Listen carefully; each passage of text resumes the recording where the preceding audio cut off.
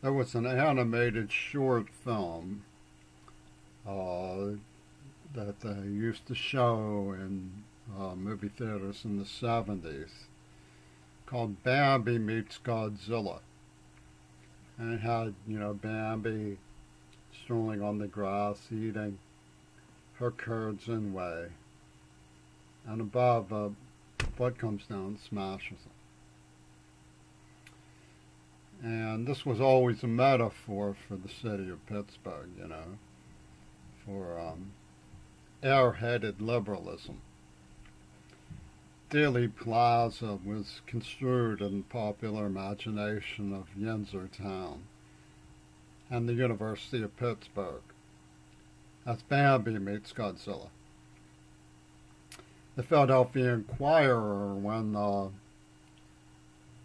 Reagan's friend Lenin helped him by staging his own assassination so that people would be confused about what was going on.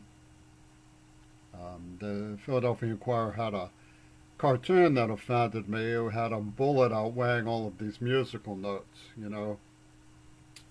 So, Bambi meets Godzilla was sort of a run-on metaphor for the best-selling book in grocery stores, Why Bad Things Happen to Nice People, which was sort of the bugle for the era of Trumpytune to come. So, Trump is a lot like Willard, the rat man who said, "You made me hate myself," and tells his rats to tear up the place. And so is Hawley.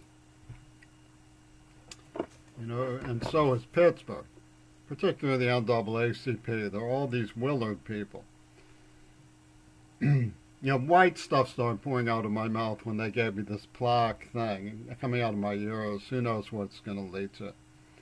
I got a plaque for black psychology by a man who told me when I reported being tortured by the KKK, "You're not special."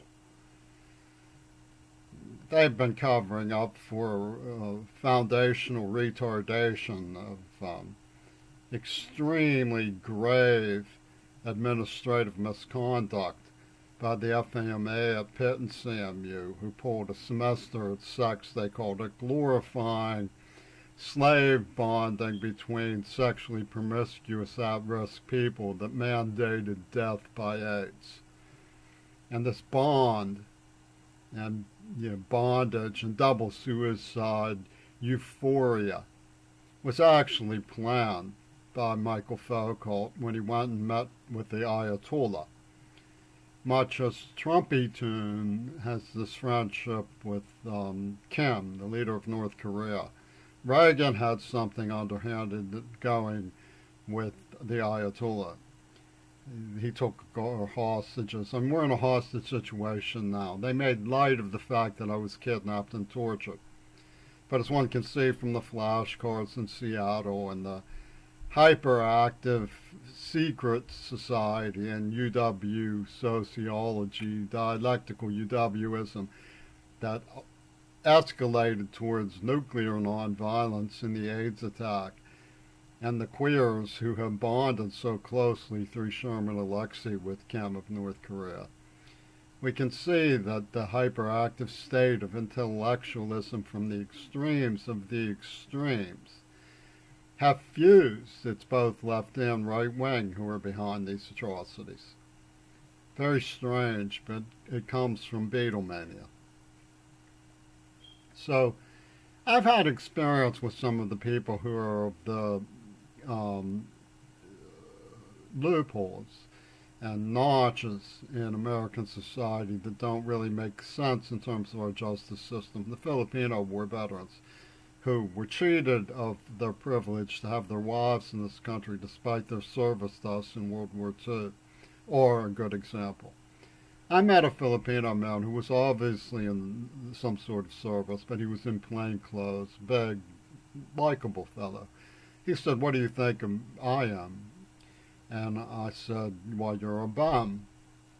And he laughed as though supposedly I had said something that hurt him to the quick. But, you see, the thing about it is that men who fight really the good fight in the world can be mistaken for bums. That was the theme in Tolkien's Lord of the Rings, which I admire for its insight into human morale in hard times. He talked about how the little people would call the Dunedain by rangers, you know, as though they were something scornful to be suspicious of, and they would laugh it off. They didn't go gobbling the little people about it. They were happy to see the little people being the little people. I suspect he understood that, but it's always hard to say the way people grind their axe about being offended and so on. And, you know, I mean, I don't mean to offend North Korea's leader. At least he's not a face liar. You know, he says he doesn't like us, and that's that, you know. But when you see things like the Beirut blasts, which come out of the UW Code Red College stuff, yeah, at least it's easy to suspect that's what's going on. You wonder about the hostage taking, not just in Iran, where Oliver North was cutting deals, but in Pittsburgh and Seattle, where Oliver North is cutting deals, or you're not cutting deals. Oliver, you want to tell us your side? Feel free. You know, the floor is yours. Anytime Hawley wants to explain himself. But the queers, you know, they are, you know, like the madman in a Die Hard movie, you know, don't say the wrong thing because I'll pull it, you know. And that's the situation with these nuts. And the chivalry of sacred symbols is at the root of this stuff, you know. They, Katz, the girl who they used as an excuse, the name of the business school at Pitt, was clearly a Neva starlet. You know, I mean, all of her stuff comes from the Neva Corporation's dialogue machine about sex. Triple X stuff, you know. Oh, she wanted him to, and he didn't.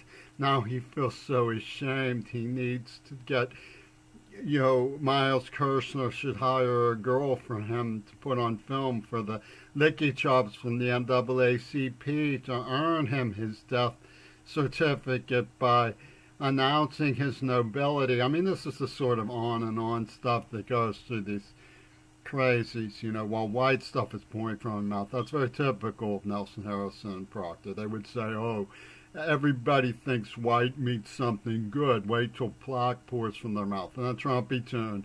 They're supposedly different sides of the avant-garde, right? But there they are marching hand in hand to the Alamo, you know, and Trump says goodbye at the plaque. You know, thanks for the ice cream cone toy and everything, Donald.